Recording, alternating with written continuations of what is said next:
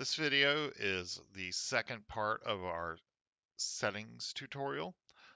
For information on all of the settings that are above security in this screen or how to get to this screen, see part one. So the security settings, we're going to go through right quick. There is audit quantity changes. There's prompt cashier ID. There's require password for clock in and clock out. And there's allow only current date for reports for non-administrators. Audit quantity changes turns on the setting where anytime somebody changes a stock level in inventory, you'll have to justify it. You'll have to put in the reason that it's going up or down. It'll record it. It'll be there for reports. It'll be there on your audit employee activity report, on your audit quantity changes report. Um, Good way to lock down if you're having any kind of inventory trouble. Um, Prompt cashier ID. That one will, anytime you finish a transaction, require that the cashier logs in. It'll make sure that the transaction is assigned to whatever cashier logs in when you hit complete transaction. So if cashier 01 is logged into the invoice screen, but when you hit complete transaction, you log in as cashier 02, that sale will be assigned to 02. Require password for clock in, clock out. That one just requires anytime you toggle between clocking in, clocking out, that you put in your password. It's mostly just meant to discourage employees from clocking in each other when they're not actually there yet. And then finally, allow only current date for reports for non-administrators. That one is going to lock it down so that your employees cannot backdate reports.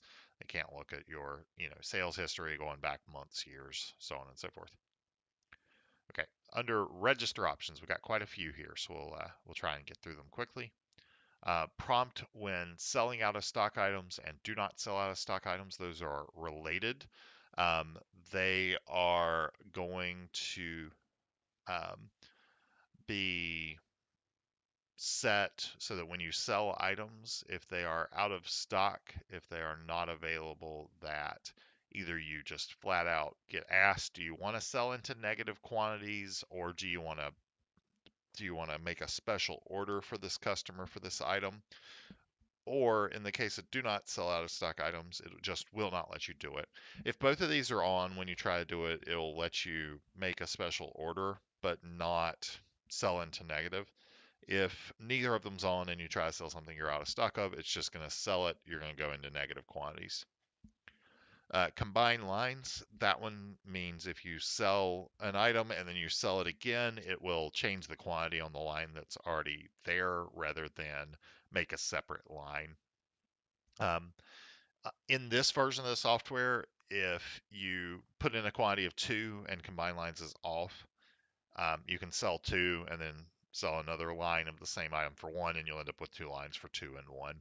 That's a change from previous versions of the software where if combined lines was off, you actually just had to sell quantities of 1. Promotion prices.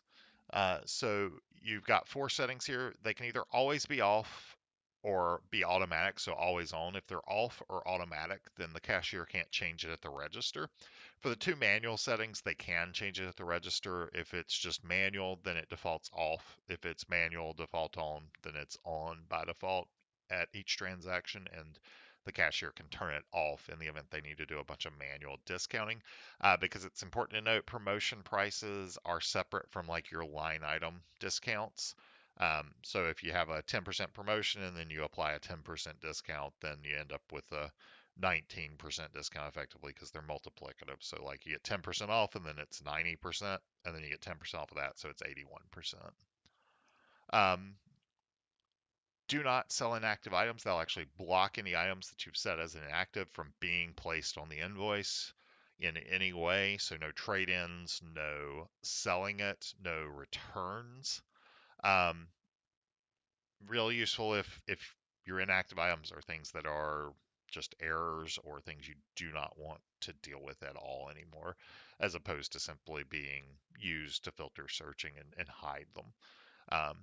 Last price automatic override. This will, whenever you sell an item, if you've sold it to that customer before, It will ask you if you want to sell it for the same price they previously got it at. So let's say somebody has bought a pack of gum for 50 cents from you last week. Same customer comes in the next week. You've raised the price to $1, but it'll ask you, do you want to give it to this customer for 50 cents? And there are types of stores where you might want to do that, and there are types of stores where you wouldn't. Default invoice items to new or used.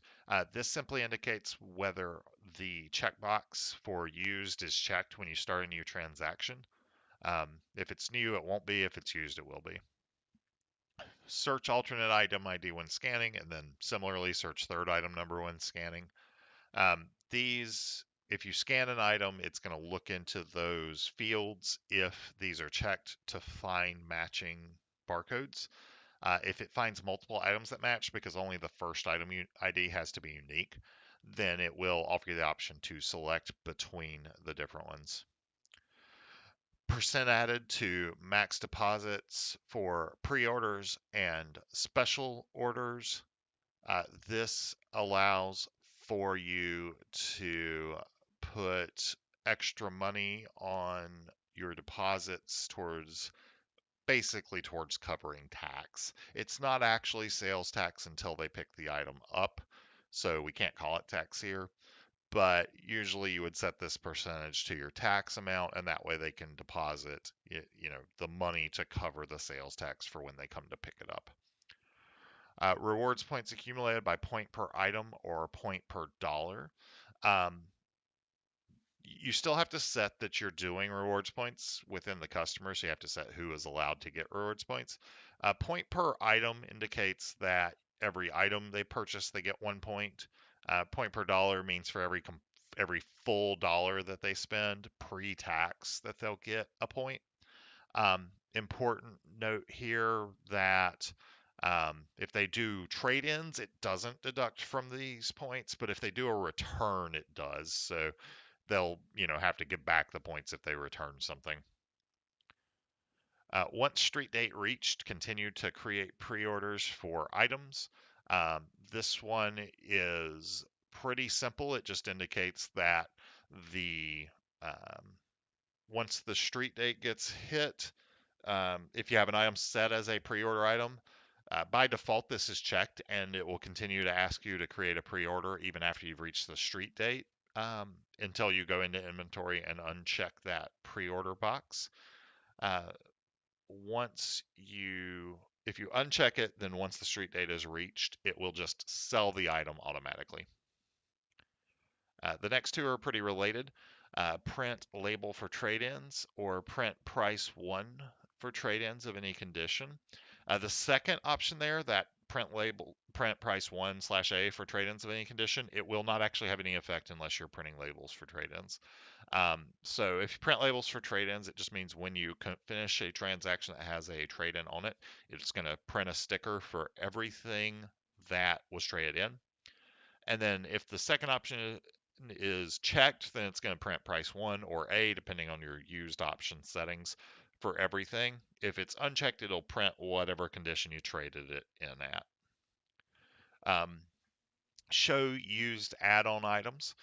This, if it's checked, will get you to, whenever you sell something that has add-ons on it, it'll offer you the option to sell them either new or used. If it's unchecked, then it's just going to offer you the new ones. Print signature line for trade-ins.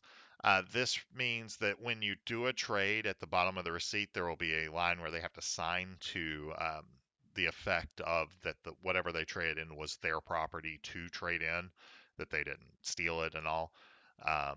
That's actually required in some places to get. People may feel better even in others just to get something official saying that I did trade this in. Apply customer account payments to invoices. This one requires you to, when you're making payments, if somebody owes you money, select what invoices they're paying off. If you uncheck it, it just has a single running balance. So, for example, let's say somebody sends in a payment they bought on account $50 worth of stuff, then $40 worth of stuff, and they send you a check for the $40. This allows you to say, they're paying the $40 invoice, the $50 invoice is still open. If you're just doing that unchecked, you're not applying it to specific invoices, it'll just say their overall balance is $50. It won't track which invoice it is. Auto-generate customer IDs. If this is checked, whenever you hit add to create a customer, it's just going to fill in a randomly generated customer ID by default. That's going to be it for part 2 of this video. Part 3 will cover the remaining options.